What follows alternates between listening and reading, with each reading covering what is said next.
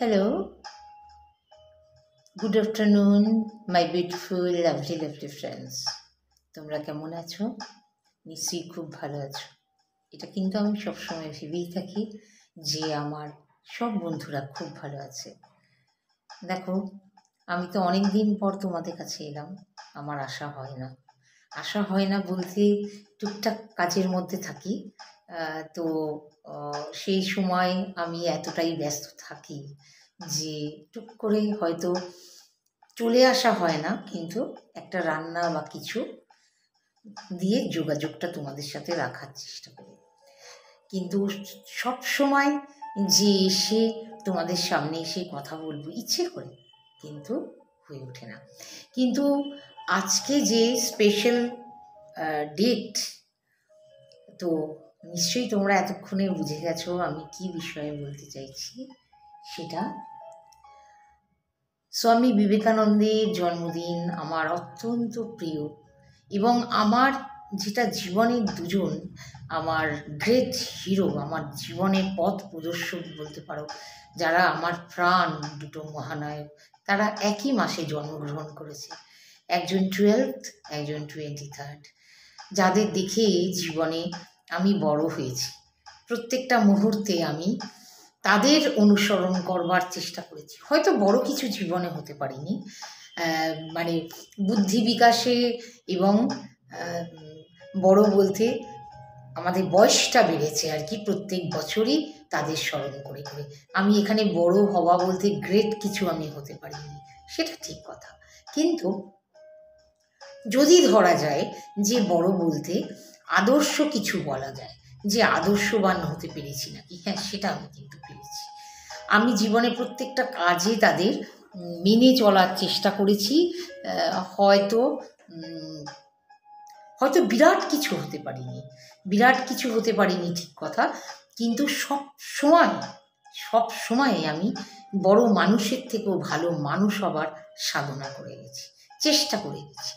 রাগ ক্রোধ তো আমাদের থাকেই, অনেক সময় রাগ হয়, তো সময়ের সাথে সাথে সেটা বদলে যায়, পরিবর্তন হয়, কিন্তু চেষ্টা করেছি সবসময় ভালো কাজে নিজেকে এনগেজ করে রাখা, এটা চেষ্টা করেছি।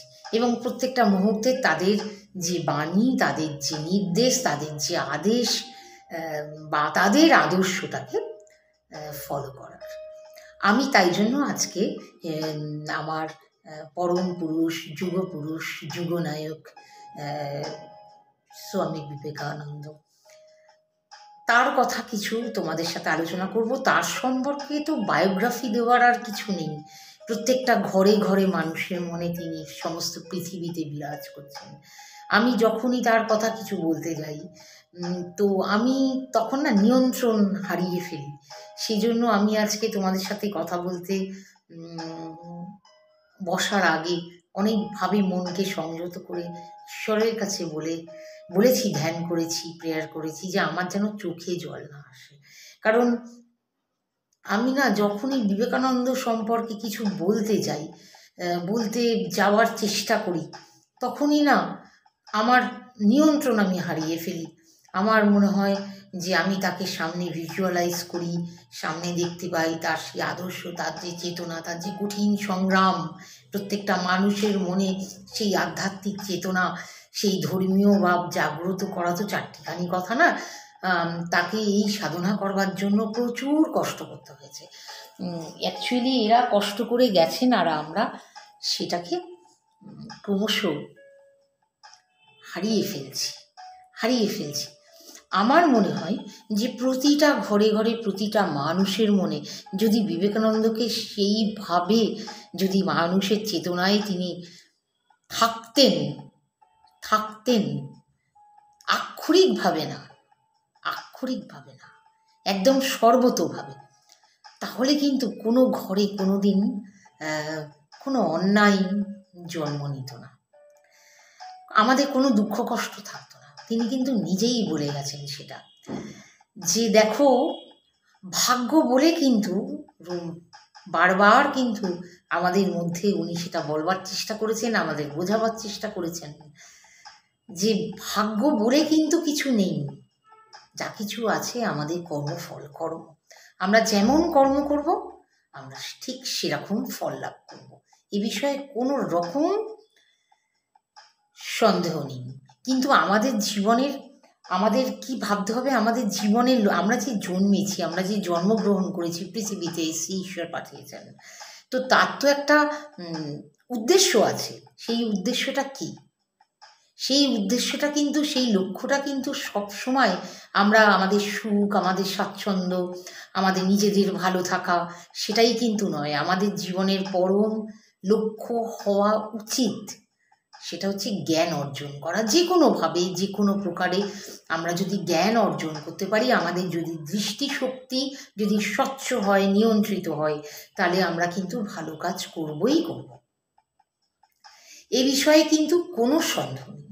আমরা যদি আমাদের দৃষ্টিশক্তি যদি আমাদের স্বচ্ছ হয়, তাহলে আমরা ভালো কাজ করবই করব, এ বিষয়ে কোনো সন্দেহ নেই। আর দৃষ্টিশক্তি যদি আমাদের অনিয়ন্ত্রিত হয়, অস্বচ্ছ হয়, ট্রান্সপ্যারেন্সি যদি না হয়, ট্রান্সপ্যারেন্সি যদি তার মধ্যে না থাকে, তাহলে কিন্তু আমরা অনেক ভুলভাল কাজ করে ফেলি।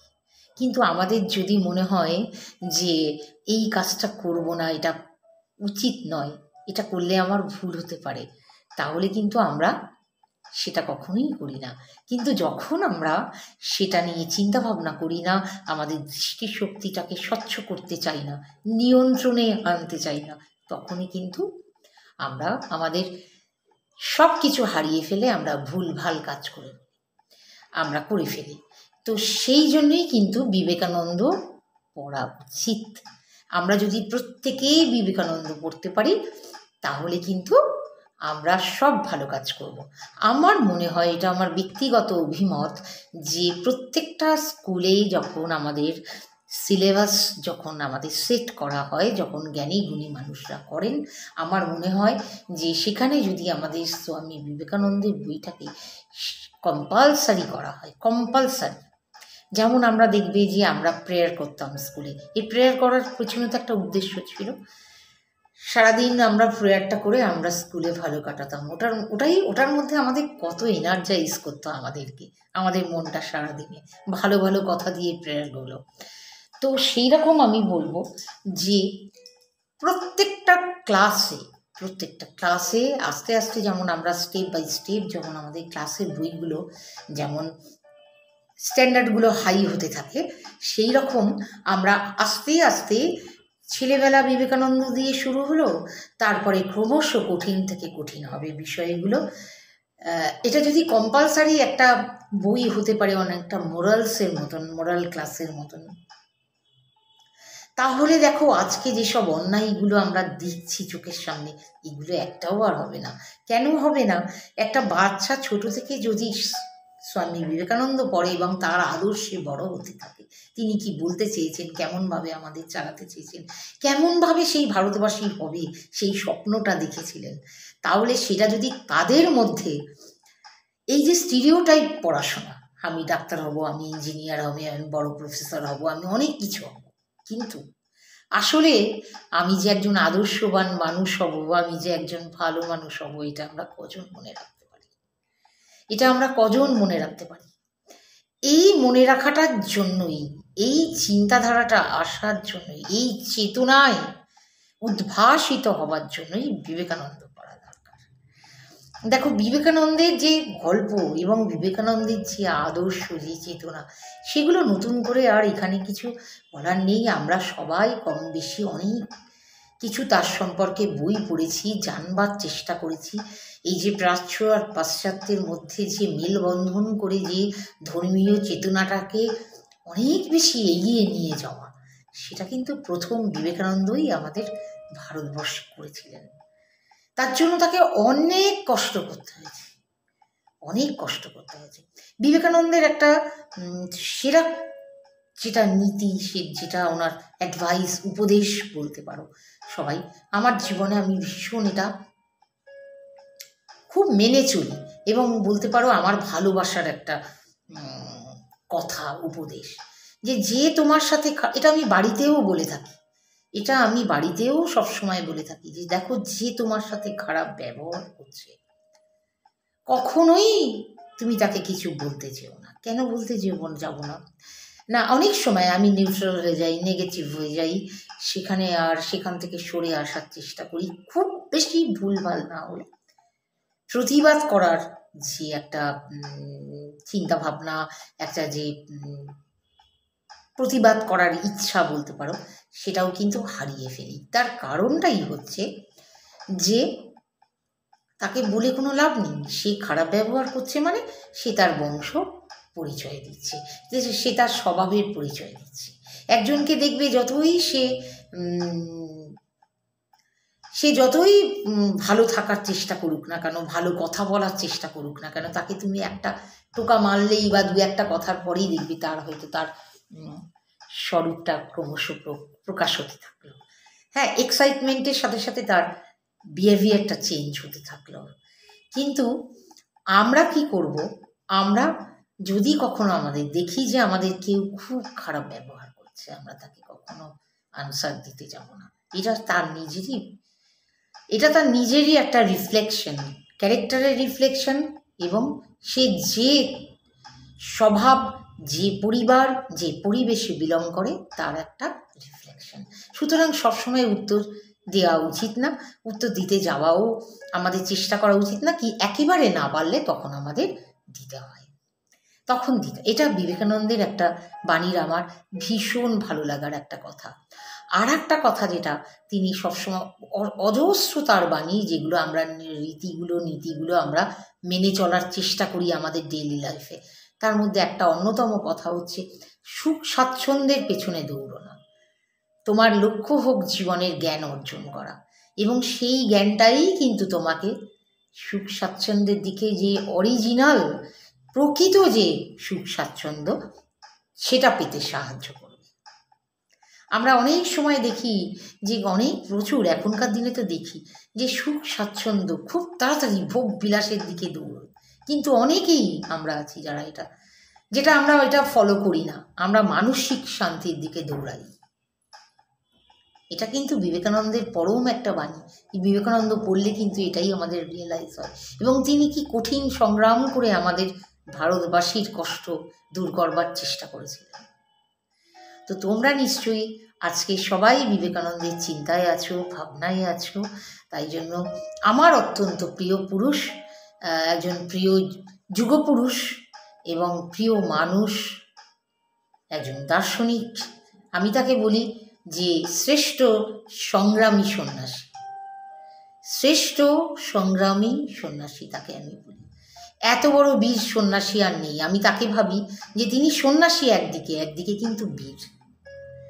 তিনি যা কষ্ট করতে পেরেছেন তা কেউ পারে না, এখনকার দিনেও আমরা দেখতে পাই না, তাই না বলো?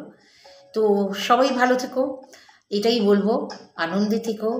আর অনেকদিন পর তোমাদের কাছে এলাম আমি, সঞ্চিতা ইনক্রেডিবল ইউটিউব জার্নি থেকে তোমাদের কাছে কিছুটা সময় বার করে নিয়ে আমি চলে এলাম। আজকেই আমি চিন্তা ভাবনা করেছি যে আমি সময়টা আমার ইউটিউবে কাটাবো, কারণ কিছুটা সময় যখন আমি বার করতে পেরেছি, আমি এইখানে সময়টা তার জন্য আমি ছোট ছোট করে কিছু আজকে শুধু যে বিবেকানন্দ জন্মদিনে এলাম বলেই কয়েকটা ভিডিও আমি বানিয়ে রাখছি। আর দু একটা আমার আজকে ভিডিও বানানো থাকবে, সেটা একে একে দিয়ে দেবো তোমাদের কাছে। একদিনে তো দেবো না, তো একে একে দেবো। দেবার ইচ্ছে থাকলো দেবো, দেবার ইচ্ছা থাকলো দেবই, কিন্তু বলা যায় না। ঠিক আমি জানি না পর মুহূর্তে কী ঘটবে। দেখো, আজকে আমার আর একটা ভিডিও, অত্যন্ত জরুরি ভিডিও তোমাদের সাথে শেয়ার করা উচিত, অবশ্যই ছোটদের নিয়ে, বাচ্চাদের নিয়ে, এবং তোমাদের ছেলে মেয়েদের নিয়ে। সেটা আমি নেক্সট ভিডিওয়ে আমি তোমাদের সাথে আলোচনা করছি, কারণ একটা ঘটনা আমার মনকে অনেক অনেক বেশি তোলপাড় করে দিয়েছে। সেটা অ্যানালিসিস করব তোমাদের সাথে, অবশ্যই ডিসেকশন অফ মাইন্ড। কেমন? তো এখনকার মতন চলি, সবাই ভালো থেকো, টাটা, বাই।